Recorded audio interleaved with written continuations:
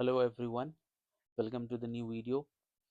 We had already discussed about class 6 NCRT uh, science portion, and this is chapter 3, that is fiber to fabric. We had already discussed about chapter 1 and 2, so some of you might don't know about that we are continuing this series and making this particular video uh, and starting this series especially for the students who are studying in their schools, especially for class 6 student, and also for those aspirants who are preparing for the different competitive examinations like UPSC, JPSC, BPSC, or whatever you as per your requirement. So let get started this video. और इस chapter को हम थोड़ी detail में समझ की कोशिश करेंगे। आप में से कई लोगों ने बहुत पहले पढ़ा होगा, जो कुछ स्टूडेंट्स होंगे वो अभी पढ़ रहे होंगे, और इस वीडियो से हम समझने की कोशिश करेंगे कि फाइबर टू फैब्रिक्स में हमें क्या देखने को मिलेगा। तो चलिए शुरू करते हैं वीडियो को। और बहुत इजी और बहुत सिंपल सा टॉपिक है फाइबर टू फैब्रिक। अब मैं बस थोड़ा सा आपको एक बताना चाहता हूँ मैं, कि जब इंडिया, जैसे हमारा ये कंट्री इंडिया है, आप सबको पता होना चाहिए कि tropic of cancer is passing through 23.5 degree north. ठीक है, इतना मैं समझ रहा हूँ कि बहुत सारे लोगों को पता है कि हमारा जो अर्थ है, for example this is our earth, और इस अर्थ के बीच से एक इमेजिनरी लाइन क्रॉस हुआ है जिसे जियोलॉजिस्ट ने इक्वेटर का नाम दिया है। ठीक है, ओके। इसके जस्ट ऊपर में एक इमेजिनरी लाइन और एक नीचे में इमेजिनरी लाइन है। इसे हम लोग कहते हैं tropic of cancer, and this line is known as tropic of capricorn. इसकी जो वैल्यू है ये 23.5 नॉर्थ है, और इस वाले का वैल्यू है 23.5 साउथ। ठीक है, सो हम सबको पता है कि हमारे अर्थ को प्रॉपर स्टडी करने के लिए हॉरिजॉन्टल और ये लॉन्गिट्यूड और हॉरिजॉन्टली वाइज लैटिट्यूड टाइप में, ये जैसे कि हमारा लैटिट्यूड है तो हॉरिजॉन्टली भी लाइन को डिवाइड किया गया है ताकि हम प्रॉपर स्टडी कर पाएं और टाइम जोन्स में डिवाइड कर पाएं। इंडिया लाई करता है इन दिस जोन, जहां से इसको मान लेते हैं हम 0 डिग्री इक्वेटर, और इक्वेटर से और ट्रॉपिक ऑफ कैंसर के हम बीच में आते हैं। और ट्रॉपिक ऑफ कैंसर इंडिया को equally divided into two parts, that this portion is known as peninsular part of India. अब फाइबर टू फैब्रिक इस चैप्टर में समझने के लिए थोड़ा आप ये चीज पे ध्यान दो कि हम इंडिया में रह रहे हैं तो हम सर्दी भी इंजॉय कर रहे हैं, गर्मी भी, और बरसात भी। और इन सब सीजन में क्या हम कपड़े सेम पहनते हैं, या हर एक ही टाइप के कपड़े हम सेम सेम कपड़े को पहन रहे हैं हर सीजन में? ऐसा नहीं होता है। जब ठंड आती है तो हम दो तीन कपड़े पहनते हैं, एक्स्ट्रा कवर करते हैं, ब्लैंकेट्स कैरी करते हैं। और जब विंटर ख़त्म होता है, जब समर का टाइम आता है, तो समर के टाइम में हम कॉटन के ढीले कपड़े पहनते हैं। ऐसा होता है अमूमन। ऐसा क्यों होता है और क्यों किया जाता है, इसी चैप्टर में हम लोग पढ़ने की, समझने की कोशिश करेंगे। सो यहाँ पे पहेली और भूजो जो एनसीईआरटी बेसिक्स है, तो इसमें आपको ये दो नाम बहुत आएंगे। ये लोग स्कूल के साइंस क्विज कंपटीशन में, ये लोग जो होता है स्कूल में, वो जीत जाते हैं, और इनके बदले में इन्हें प्राइज मनी मिलता है। और प्राइज मनी के बदले ये सोचते हैं कि क्यों ना वो अपने पेरेंट्स के लिए कपड़े खरीदें। लेकिन जब वो जाते हैं क्लोथ्स खरीदने के लिए, या आप और हम भी मार्केट जाते हैं, और हमें अगर किसी चीज़ के लिए शॉपिंग करना होता है, शादी के लिए, फेस्टिवल के लिए, किसी भी चीज़ में, तो हम फैब्रिक्स को देखते हैं।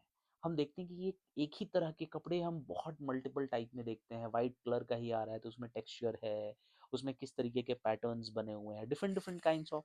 तो ये लोग भी जब जाते हैं तो ये लोग देखते हैं कि शॉपकीपर्स इन्हें दिखाता है, और इन्हें क्लोथ्स, कुछ क्लोथ्स मिलते हैं जिन्हें हम लोग फैब्रिक्स बोल रहे हैं। Some were cotton and same were synthetic. कुछ ऐसे होते हैं जो कॉटन के दिखते हैं, सिंथेटिक दिखते हैं। हम लोग भी कपड़े लेने जाते हैं तो हमें लीलन के कपड़े दिखते हैं, हमें कॉटन दिखते हैं, हमें मिक्स दिखते हैं, हमें सिंथेटिक दिखते हैं, अलग अलग तरह के दिखते हैं। He also had a woollen mufflers and shawls. Obvious सी बात है, विंटर के टाइम पे शॉल और मफलर ये बहुत कॉमन है। And there were many silk saris as well. अब साड़ी हो गया सिल्क का, मफलर हो गया, इन सब का क्या एक ही प्रकार के फाइबर से बने होंगे या फैब्रिक यूज हुआ होगा? नहीं, अलग अलग प्रकार से होंगे। Now Paheli and Bhujo felt that and they are very excited. इनको बड़ा एक्साइटमेंट हुआ एज अ साइंस स्टूडेंट, आपको भी ये चीज समझनी होगी।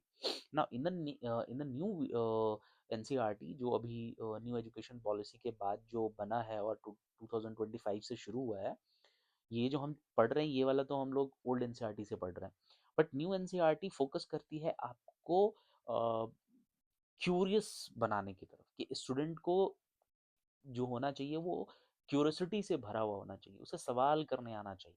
अब जैसे ये लोग खरीदने जाते हैं कपड़े तो उन्हें अलग अलग प्रकार के कपड़े दिखते हैं, उनसे वो एक्साइटेड होते हैं कि ऐसा कैसे है, अलग अलग प्रकार के कपड़े कैसे दिख रहे हैं, तो वो उसे छूते हैं, फेल्ट करते हैं और उनकी फैब्रिक इनको अलग अलग लगती है।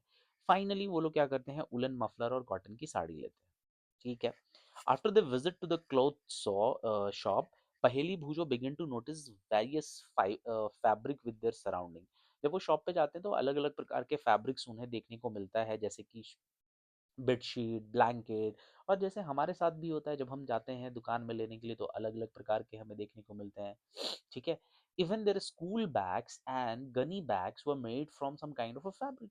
हमारी जो स्कूल के बैग हैं या जो गनी बैग्स हम देखते हैं, चाहे कोई भी चीज़ हम अपने आसपास देख रहे हैं, ज़रूरी नहीं है कि किताबी चीज़ों को ही देख के हम समझ सकते हैं। आप अपने रूम के आसपास, आप स्कूल जाते हैं, आप अपने जहाँ पे बैठे हैं उनके आसपास को देखो। आप अगर कहीं बैठे हो, आप अपने बेडशीट पे बैठे हो, तो बेडशीट को फील करो, टच करो कि वो कैसा है, कॉटन का है, वुलन है। कर्टन घर में है, पर्दे हैं, पर्दे को टच करो और पर्दे को टच करके फील करो कि कैसा उसका फैब्रिक क्या है। ठीक है। आपने जो कपड़े पहने हैं उसे देखो। तो इन सब चीजों से, अलग अलग प्रकार की चीजों से ये मिलकर के बनी होंगी। नाउ यहाँ से 3.1 वैरायटी इन फैब्रिक्स टॉपिक शुरू होता है। आप अपने यहाँ पे बोल रहे कि टेलर शॉप के पास, टेलरिंग शॉप में जाओ, कलेक्ट करो cutting of fabric left over. जो दर्जी जो होते हैं, टेलर होते हैं, कपड़े सिलने के बाद जो वो कटा हुआ छोटा छोटा पीसेस होता है उनको लो और टच करो, फील करो। जैसा मैं भी बता रहा था कि आप अपने जो आपने जो पहना है उसे फील करो, कर्टन को छुओ, बेडशीट को फील करो, इन सब चीज़ों को लेकर के फील करो और एक प्रकार से आप समझने की कोशिश करो कि ये फैब्रिक बना किसका है, कॉटन का है, उल का है, सिल्क का है, सिंथेटिक है। ठीक है। और फिर अगर आपको नॉलेज नहीं है तो नॉलेज के लिए आप किसी से पूछो। ठीक है। नाउ इसके बाद अब हम लोग आगे आते हैं activity 2। Select a piece of cotton fabric you label in activity 1। अब एक्टिविटी 1 में जो आपको कहा गया है कि आप एक ले लो एक पीस कॉटन का, और एक्टिविटी में फाइंड करना है आपको, उनमें से धीरे धीरे लूज करना है थ्रेड को, यानी कि धागे को ऐसे निकालना है, एक एक धागा, एक एक धागा। ठीक है। अगर आपको दिख जाता है, कई बार होता है कपड़े काटने के बाद थोड़े थोड़े वो थ्रेड्स दिखते हैं, उन थ्रेड्स को निकालना है। And you can gently pull out with the pin और अ नीडल के हेल्प से भी आप उसे निकाल सकते हो। नाउ मेन टॉपिक है यहाँ से आपको फाइबर। फाइबर से शुरू हो रहा है, फाइबर क्या है। सो यहाँ तक एक्टिविटी फिर से कंटिन्यू, क्योंकि science is all about activity. So in this यहाँ तक में ही हमने 3 एक्टिविटीज देख लिया। फिर से आपने क्या किया, कॉटन के फैब्रिक को निकाला, these pieces of yarn on the table, now press on the one hand and yarn on the thumb. और उसको बोल रहे हैं कि अब जब आपने धागा निकाल लिया ना, तो उनको एक थंब से लगा करके, हम लोग कई बार हमने ऐसे किया है, शेप दे दो। ठीक है ना, ऐसा हमने कई बार किया भी है और आप कर भी सकते हैं, आपका कोई अगर ऐसा कपड़ा लेफ्ट ओवर है तो। You might have observe something similar when you try to thread a needle. Many times the end of the thread is separated into a few thin strands, and they make it difficult to pass the thread through the eyes of the needle. And thin strand of a thread that we see are made up of still thinner strands called fiber. तो कह रहा है fibre क्या है। Normally आपने देखा होगा और ट्राई किया होगा, नीडल जो सुई में धागा डालने का, हम लोग बोलते हैं अंटी, सुई में धागा डालने का हम काम करते हैं, देखते हैं, but it difficult to pass thread through the eyes of the needle. लेकिन जो निडल का जो वो होल होता है ना, जिससे हम लोग थ्रेड को डालते हैं, बहुत मुश्किल होता है। सो द थिन स्ट्रैंड जो थ्रेड होता है जिसे हम देखते हैं, वो बहुत थिनर होता है, बहुत थिनर, आप देखते होंगे कितना थिन होता है। तो उसे हम लोग सिंपल कह रहे हैं, एक को फाइबर। अब फाइबर हमें समझ में आ गया। अब fabric are made up of yarn. अब फाइबर से हम लोग को समझना है फैब्रिक। फैब्रिक जो होते हैं यान से बने हुए होते हैं and yarns are further made up of fibres.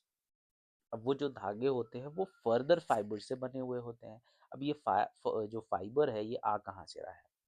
तो फाइबर ऑफ सम फैब्रिक्स जो हैं, जो हम कपड़े की फैब्रिक्स देखते हैं, जो फाइबर होता है वो धागा जो होता है, जैसे कि कॉटन का, जूट का, सिल्क का, ऊल का, ये सब ऑब्टेन्ड होते हैं या तो प्लांट से या तो एनिमल से। इसको हम बोलते हैं नेचुरल फाइबर। नेचर से हमें मिल रहा है, प्लांट और एनिमल से मिल रहा है। जैसे cotton and jute are example of fibre obtained from the plant. यहीं से आपको एक क्वेश्चन बन गया कि कॉटन और जूट जो है एग्जांपल है किसके, नेचुरल या आर्टिफिशियल? तो ये नेचुरल के एग्जांपल हैं। Wool and silk fiber are obtained from animals, and wool is obtained from the fleshy of sheep or goat. Wool जो होता है ये हम लोग obtain करते हैं गोट या sheep के, जो उनका जो feather होता है, जो रोआ होता है या जो बाल होता है उनसे। और हम लोग रैबिट के हेयर से भी आपको बनता है क्या चीज? उल।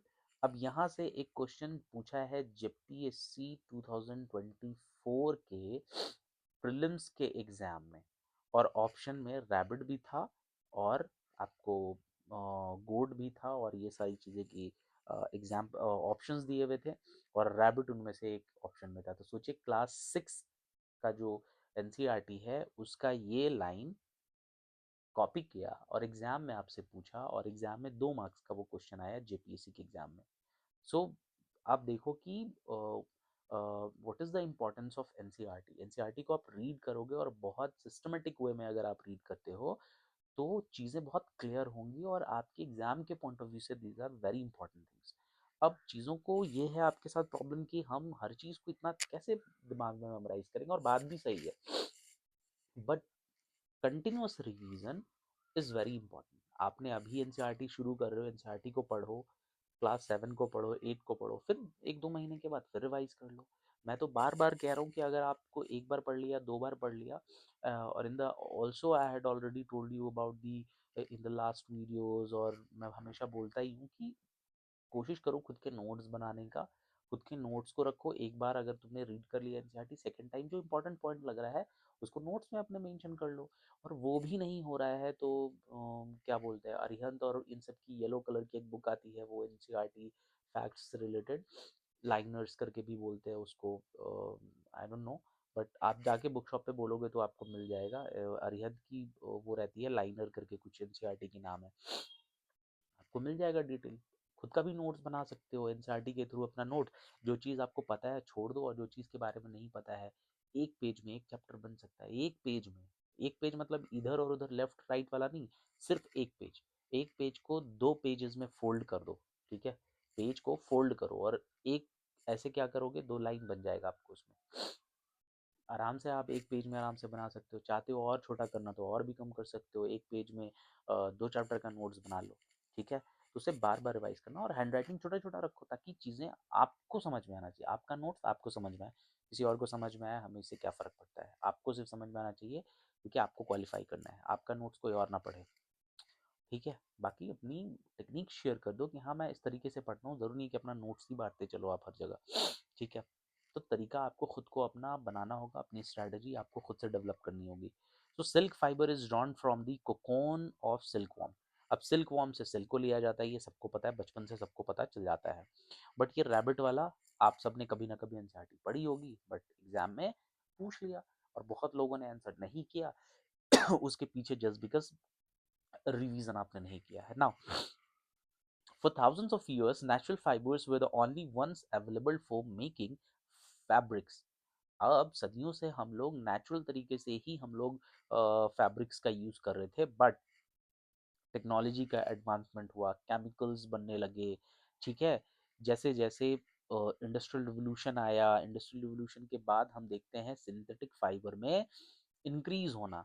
तो सिंथेटिक फाइबर क्या होते हैं, जो एनिमल के अलावा ऑब्टेंड किए जाए। एनिमल से ऑब्टेंड नहीं किए जा रहे, नेचुरल तरीके से ऑब्टेंड नहीं किए जा रहे हैं, कुछ आर्टिफिशियल तरीका यूज किया जा रहा है। जैसे उसके कुछ एग्जांपल्स हैं, जैसे सिंथेटिक फाइबर जिसमें पॉलिस्टर हो गया, नाइलन हो गया, एक्रेलिक हो गया, ये सब कपड़े कभी ना कभी चीज़ों को आपने देखा होगा, पॉलिस्टर को, नायलॉन को, एक्रिलिक को, इन सब चीज़ों को, ठीक है।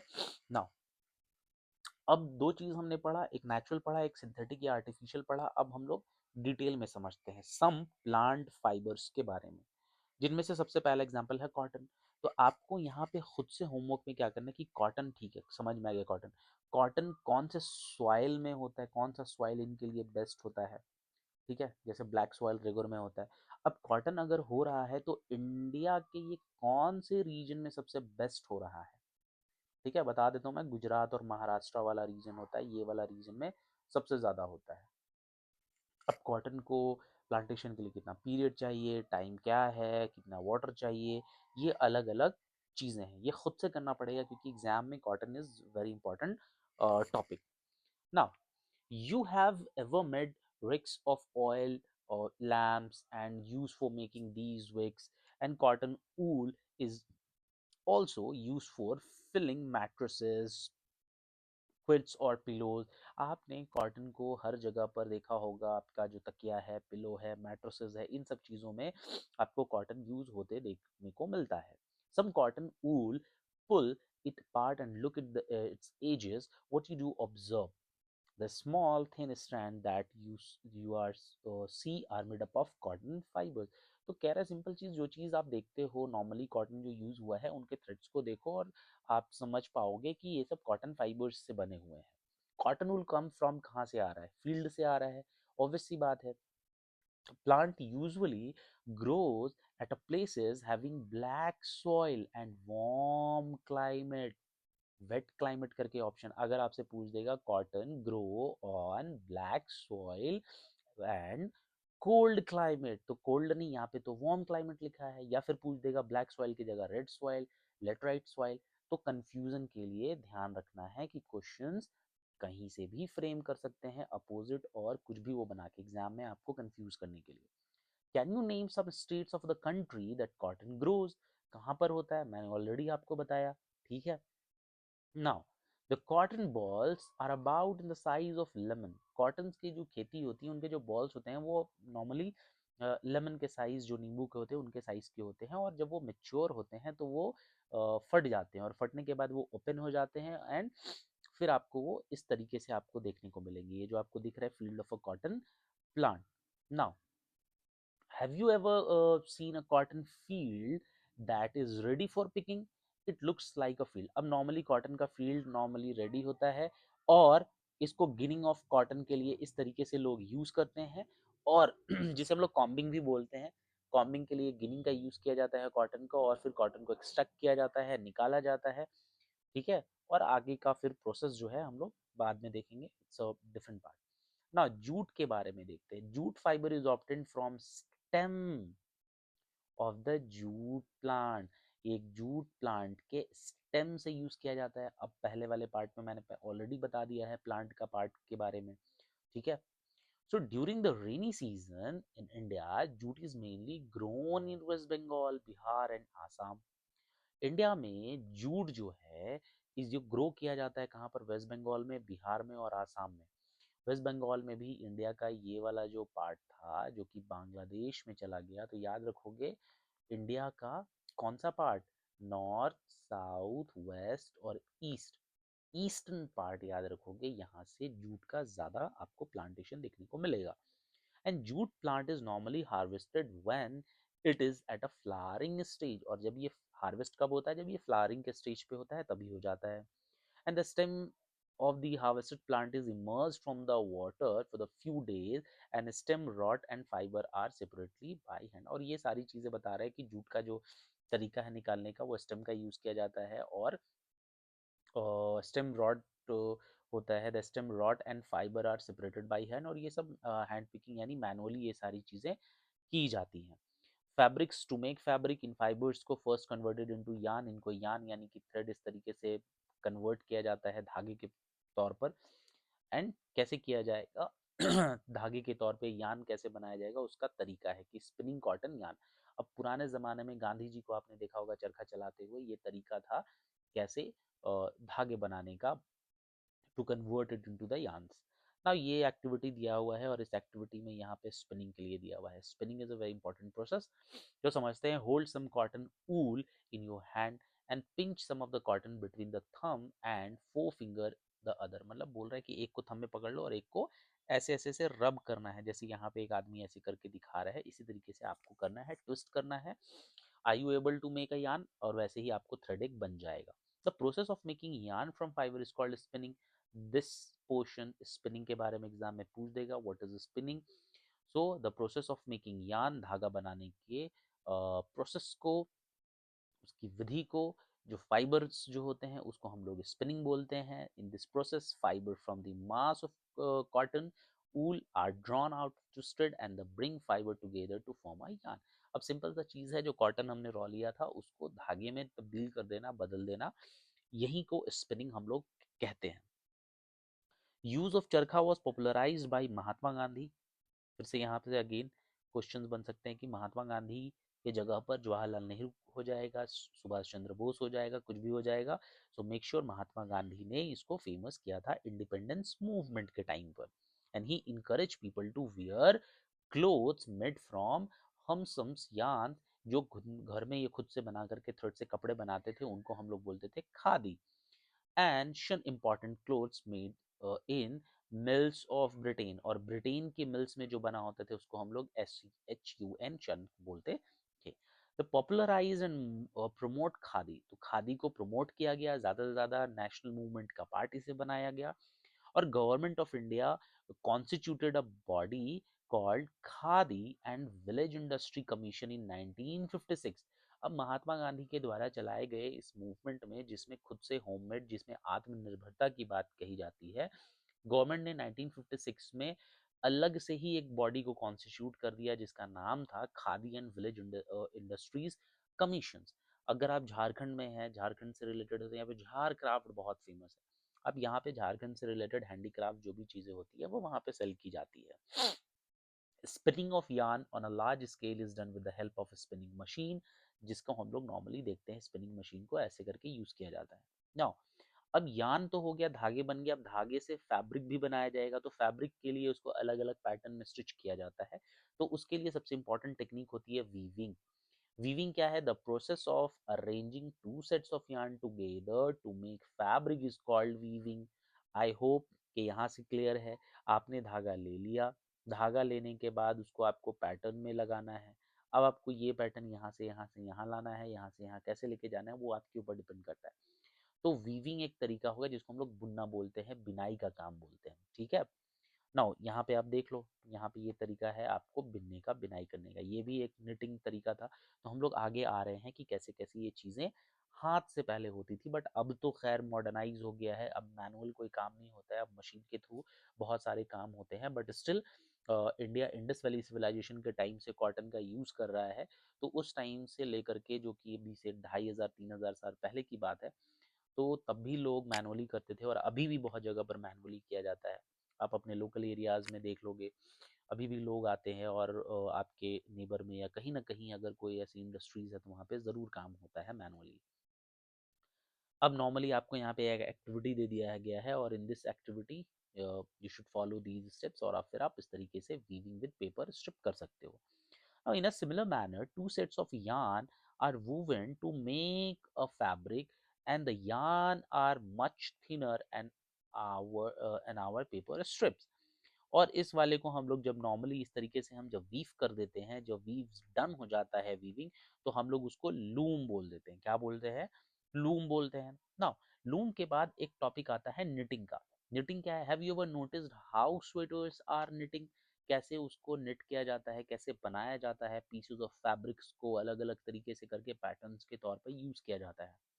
तो सिंगल यार्न को आप क्या करते हैं, हम लोग ये वाला एक सिंगल यार्न का ऐसे बना हुआ है, और a single yarn gets pulled out of continuously and fabric gets unraveled, and socks and many other clothing items are made of knitted fabrics। और ये सब knitted fabric मतलब एक ही धागा से हमने बस पैटर्न्स को एक दूसरे के साथ बुनते गए और बुन बुन करके हमने बना लिया। तो knitting is done by hand and also on machine। ये मशीन से भी होता है, मशीन से थोड़ा आपको फाइन और पैटर्न्स देखने को मिलेगा। और हैंड से भी आपको देखने को मिलेगा pattern, but you can feel by seeing all these materials which is made from the hand, handmade कौन सा है और मशीन से बना हुआ कौन सा है। नाउ आगे हम लोग आते हैं हिस्ट्री ऑफ क्लोथिंग मटेरियल्स के ऊपर में।